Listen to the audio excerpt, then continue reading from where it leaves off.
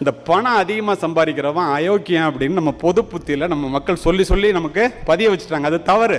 ஏன் அப்படின்னா, அரசியல்வாதிகளோ அல்லது மற்றவர்களோ, அரசியல்வாதிகள் சிலரோ தவறான வழியிலே, மிக மோசமான வழியிலே பணம் சம்பாதிப்பதை பார்த்து பணம் நிறையா வச்சுருந்தா அவன் அயோக்கியன்னு தமிழ்நாட்டில், இந்தியாவில் நினைக்க ஆரம்பிச்சிட்டான். ஆனால் வெளிநாட்டில் அப்படி இல்லை. இங்கே உள்ள பிஸ்னஸ் மேனை மாதிரி, என்டர்பிரினர்ஸை மாதிரி உழைச்சி சம்பாதிக்கிறவனுக்கு உள்ள மரியாதையும் அவனுடைய உழைப்பினால் உயர்கின்ற உயரத்தையும் பார்த்தால் வியந்து போவீர்கள். அப்போது பணம், இந்த சம்பாதிக்கிற பணம் இருக்குல்ல, இந்த பணத்தை நம்ம சம்பாதிச்சு அதை நியாயமான வழியில் சம்பாதிச்சு அமைதியாக மகிழ்ச்சியாக வாழ்கிறது தாண்டா வாழ்க்கை. ராபின் சர்மா சொல்கிறான், இந்தியா அமைதியையும் மகிழ்ச்சியையும் இழந்த கோடீஸ்வரர்களால் நிரம்பிக் கொண்டிருக்கிறது. ஏழைகள் சம்பளத்திற்காக வேலை செய்கிறார்கள், பணக்காரர்கள் தங்களுடைய பணத்தை தங்களுக்காக வேலை செய்ய வைக்கிறார்கள். சுருக்கமாக சொல்லணுன்னா, பணத்துக்காக வேலை செஞ்சால் ஏழை, பணத்தை நமக்காக வேலை செய்ய வச்சா பணக்காரன்.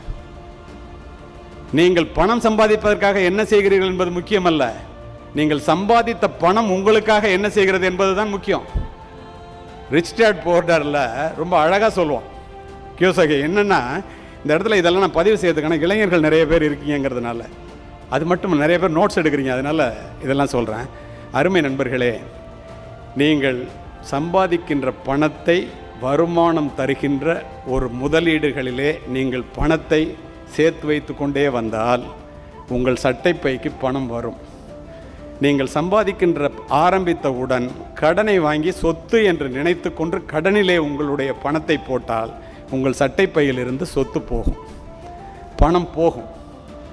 60-70 வயதுகளை கடந்தபோது நீங்கள் என்ன தொழில் செய்கிறீர்களோ, என்னை வேலை பார்க்கிறீர்களோ, அந்த வேலையை முழுமையாக நிறுத்திவிட்டால் நீங்கள் சம்பாதித்த பணம் நீங்கள் வேலை செய்யாமலே வருகின்ற அளவிற்கு வயதான காலத்திலே வாழ்வதற்கு வழியை ஏற்படுத்தி கொள்பவர்கள் அத்துணை பேரும் கோடீஸ்வரர்களே.